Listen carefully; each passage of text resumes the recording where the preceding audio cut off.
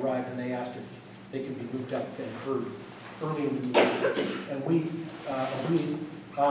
They had been working on a draft fire code for Sleepy Hollow since 2013, but the requirements have been changing as they've worked in the process, and as a result, the code hadn't crystallized into possible final form until very recently.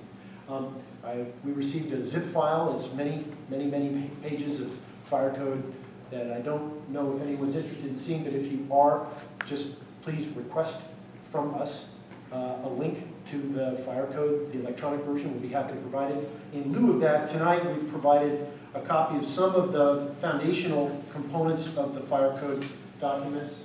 I put them on the table over there. They include the proposed ordinance that we would adopt once we approve the code. It also includes a staff memorandum that describes why we need the code in Sleepy Hollow, and also to let you know that the code is currently being enforced in its former form until we adopt the new code. The former form does not include the sprinkler requirements that will be incorporated into the new code when we adopt it. Rich, you want to discuss any details? So the only thing I would say is that they are actually enforcing the sprinkler part of the code. Oh, they are? Okay, so thank you. they have been doing that. So it is a little history for a second, trying to be frank for a change. For the longest time, the county actually was responsible for enforcing basically the permit process out here. So somebody wants to do a remodel, build a house, where the county used to do that. A number of years ago, like 10 plus, I think, and I'm not even sure why they didn't tell us, but they turned it over to the Anselmo department and the JPA, and we weren't even in the JPA yet. During all that time, they've essentially enforced the local code that's enforced throughout the Ross Valley in here in Sleepy Hollow. They've, with Roger Meager was a past fire chief, and several times he said, you guys really need to formally adopt the code. New chief came on, said, let's get that done. So we had a presentation from two fire inspectors who came out here.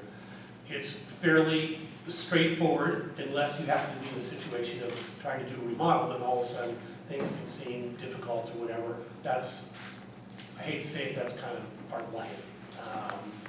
But I think it's a good thing, and the sprinklers are part of it, but they've been enforcing the sprinklers anyway. And it's something we really need to do. Not doing it is not changing anything that's happening. So I think by adopting it, and we'll be talking about this later on in the meeting, if we ever did want to make a change in the future, I think having the code, which is formally adopted, and being familiar with it, and if we decided we want to modify it, we could modify it. So that's, I actually think it's a positive to have one that we can point to and say, this is working or this isn't. I agree with Rich. Just to a little bit more of the background so you can see how we've landed where we are. Sleepy Hollow, being unincorporated, didn't have its own fire code. And by default, we were governed by the state fire code. And the fire code was, in effect, enforced by the Board of Supervisors and the county through their police powers here in Sleepy Hollow.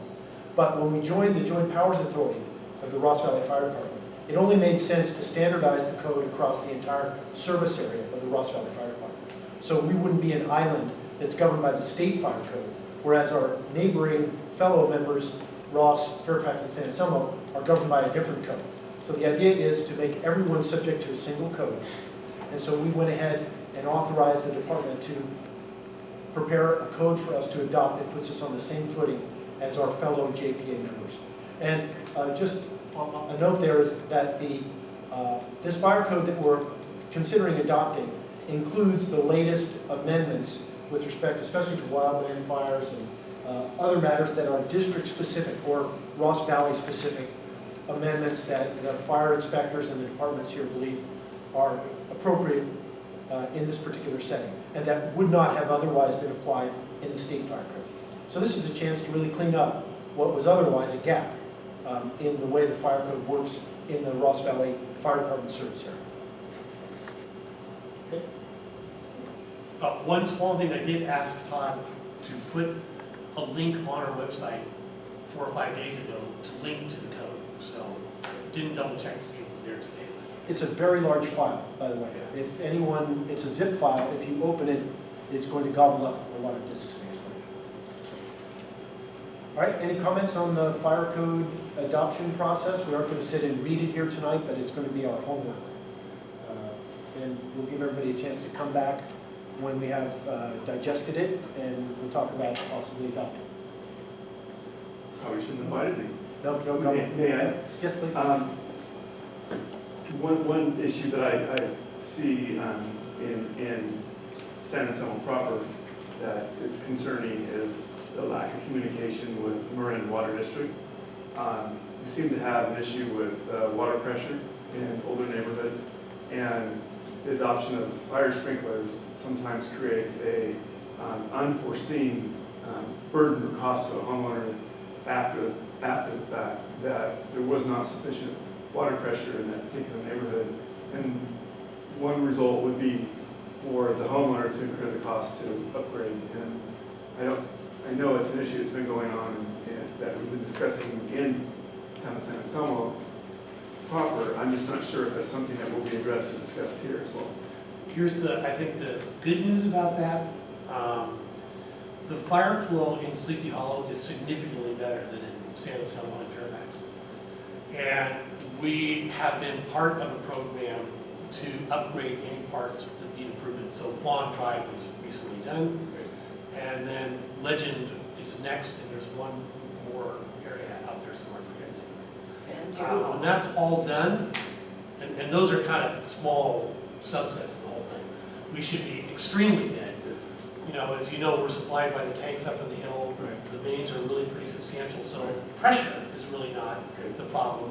Sometimes the problem is flow, but if you really think about it, sprinklers are designed for a very small fire to go off, put it out with relatively low flow or not. So I just know that it's tough for homeowners to be hit with that expense, and hopefully maybe we can help that. In the long run, it is incredibly life-saving, and the money put into it is really, it just, you just can't argue, but it's good. 100% agree.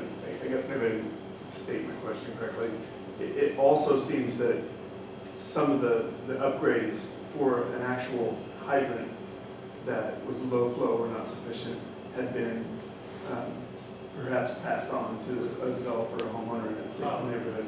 So the fact that you've already made the upgrades and doing that here, I applaud you, and I think as a community we should be really proud of. That's important. So I think the hydrant situation is very good. I kind of went over that like a year ago with them. Something could pop up here and there. We in the past have paid for hydrants. We'll keep doing that. Good. It's a big deal thing. Yeah. All right. Further comments on the fire code? All right, let's move on to the next item. This is a review and a proposed approval of a consulting agreement with XMR Fire to assist us in the formulation and implementation of our district wildland fire hazard mitigation plan. If you read the meeting minutes from prior meetings, this has been in the works. We've been trying to scope this project. It's a multi-year project that we'd like to embark upon. But before we do, there's some discovery that needs to occur about what we might have to consider that we're maybe overlooking on our own. So we've proposed engaging an expert in this area with a very credentialed person to help us scope the project and conceptualize some of the components. Director Shortall has been working with this consultant, even though we haven't formally engaged him yet, to sketch out some possible overall deliverables as part of this multi-year project. So I'm going to turn it over to Rich, since he's more intimately involved. Just to let you know, though, that the package that's available to everybody is a draft of the letter agreement that we have proposed to the consultant. So available over on the table there, together with the overall macro project deliverables. These are available for everybody to review. I'm going to turn it over to Rich, please. So if you don't have it, I really would hope you get it because it's worth following along. So looks like this. This is the cover page. Carol, you picked up an earlier one today, or you didn't. Right. I'm going to come back to the front part of this, but I'm going to encourage everybody, if you don't mind, to go to the last 2 pages. And we'll come back to the beginning of it, because this is the meat of it. Is this on the website too? I asked Todd to put it up there, So it Okay. should, I So we didn't can know. get the cover letter off the website. We just Yes, go to the back. yeah. Okay. And I'm not gonna spend a lot of time on That's this. fine. It's up there, it's not approved yet. Yeah. No, but the cover letter is missing the early thing, is what I'm saying. So instead of having to Yeah. make more copies, Yeah. if it's on the web, I can go get it. Right, it'll be there.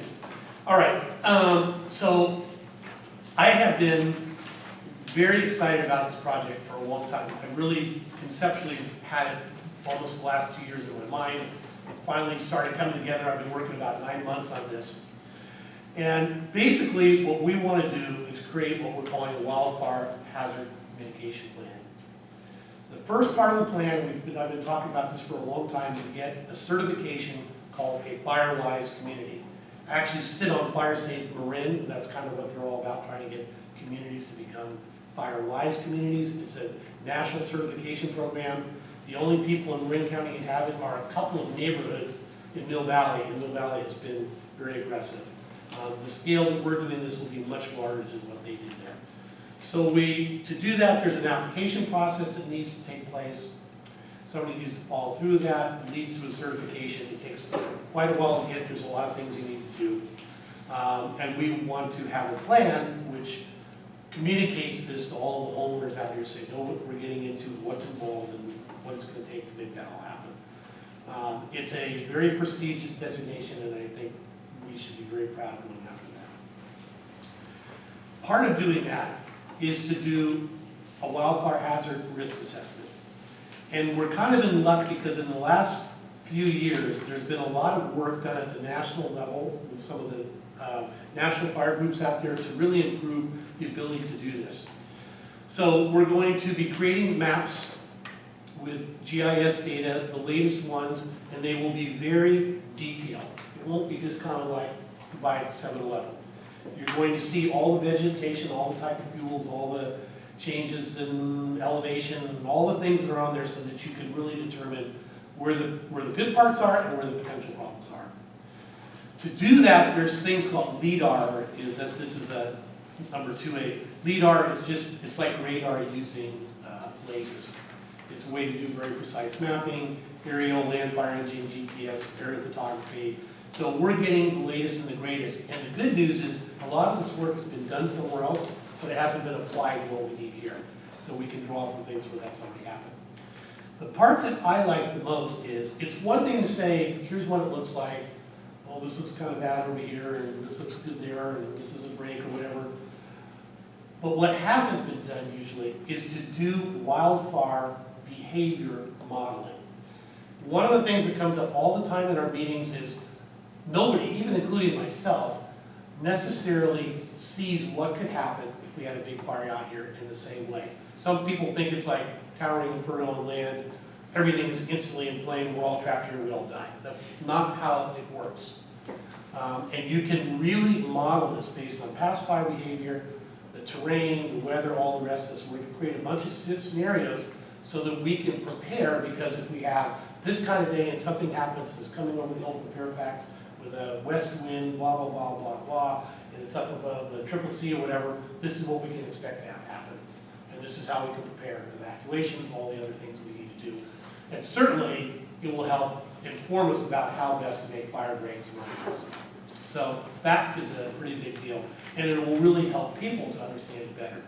There's a thing called the IFTDSS, and that's just, it's a abbreviation for Interagency Fuel Treatment Decision Support System. It's very high tech. It's done out of a thing, if you really want to look into it, go to firescience.gov. This is a national program. And this is the latest and greatest way to take the fuels that you have and model them for fire behavior and what you should do to treat them to mitigate the problems and whatnot.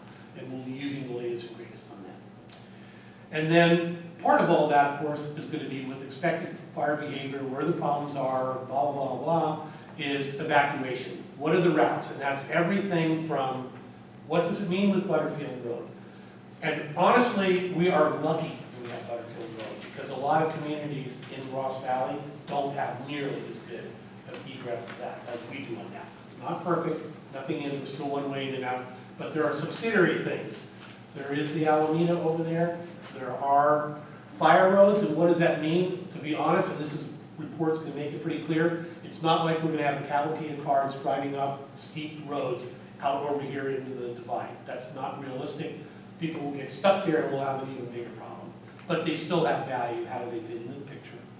And then there are hiking trails and other things which are valued not just for potential evacuation of people in certain areas, but larger animals and so forth. So you might walk your horses out, for example, over one of these trails and whatnot.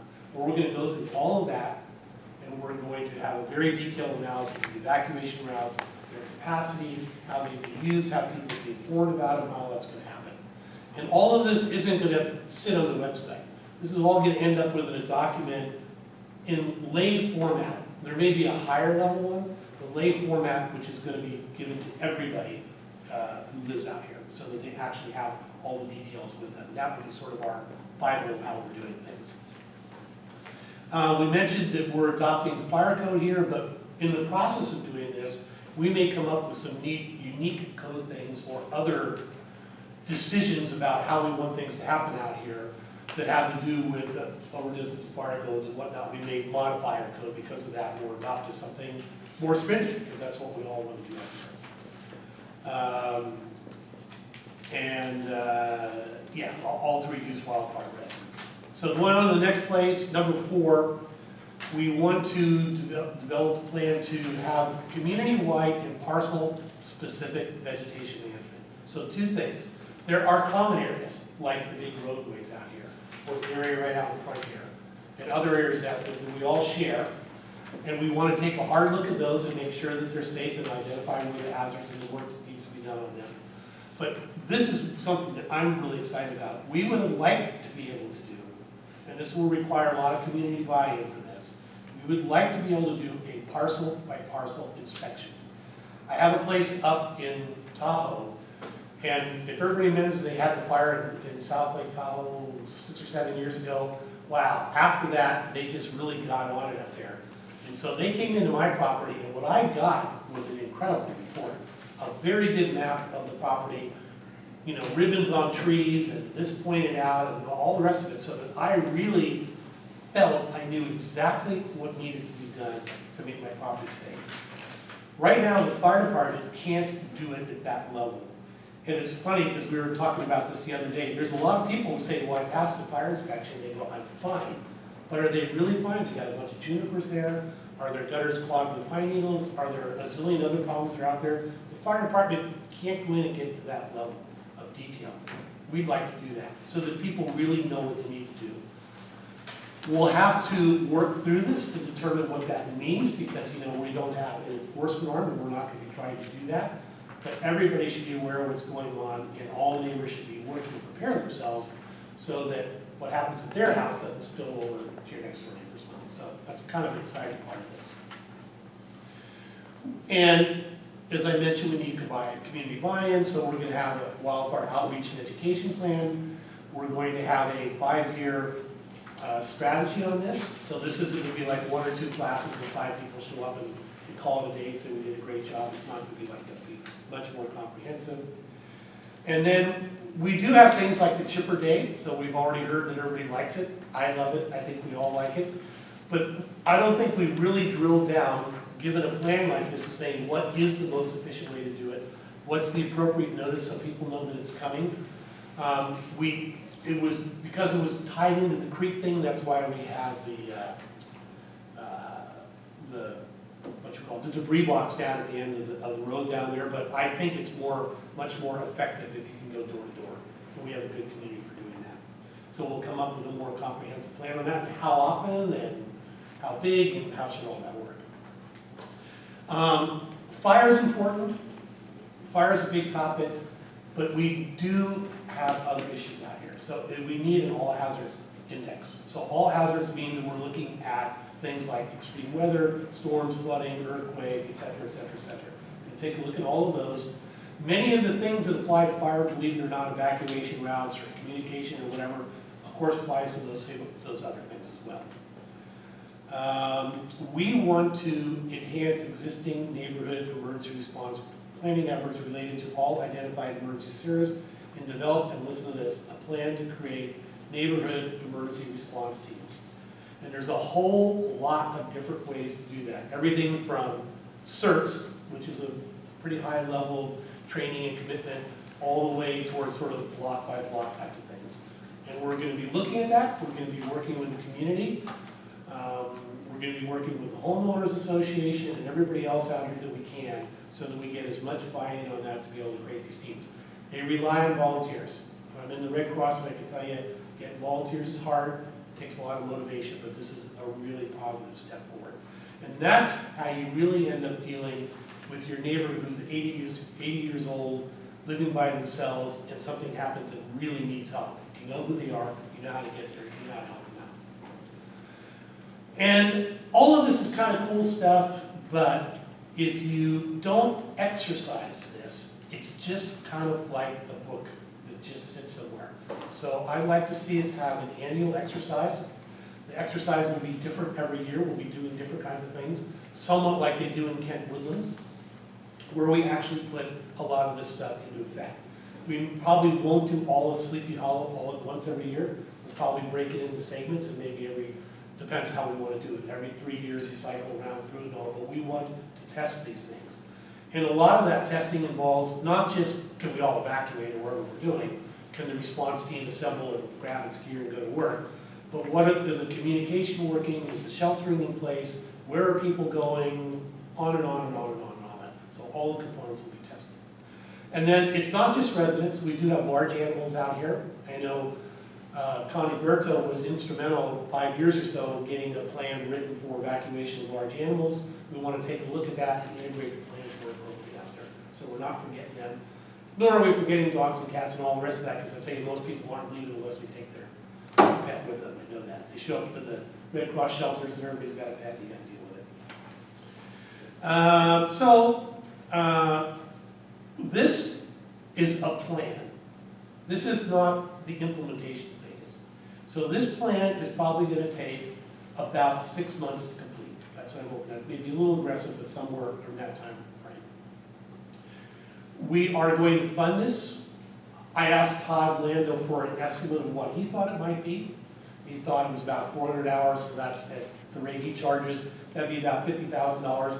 I expect when we're done, the plan will probably cost between $50,000 and $75,000. That's a rough estimate, but that's going to be one heck of a good plan. And that plan is going to have all these recommendations for implementation, how to implement the chipper program, how to implement the inspections, how to do this and that. And we'll be working on those and implementing those as we go forward, but we'll have a plan in place that makes logical sense, and we'll have a strategy for going forward to make all of these things happen. We're going to continue to pursue funding and partnership opportunities to make all of this happen. Everybody knows we have a big reserve, so we're not waiting for grants to do this. We're going forward. We're not waiting for grants to do the implementation. That's not what's going to happen. But it's silly not to take advantage of grants when they're available. And I know for a fact that when you have a very good comprehensive plan in place, your chance of getting the funding is so much greater. And I know, just being on the Fire Safe Council, that they were very stingy, the state, in giving out money, which is coming from the fund that we in Sleepy Hollow, not San Anselmo, Fairfax, San Florida, that we put in there, that's paying for the countywide prevention plan. It's very likely, instead of giving one grant to a county, they're going to give a lot more next year, because they're sitting on a lot of dough. So this will be a really strategically very good time to go after that. We'll be very aggressive. How does the plan get done? Everybody knows Todd, I think.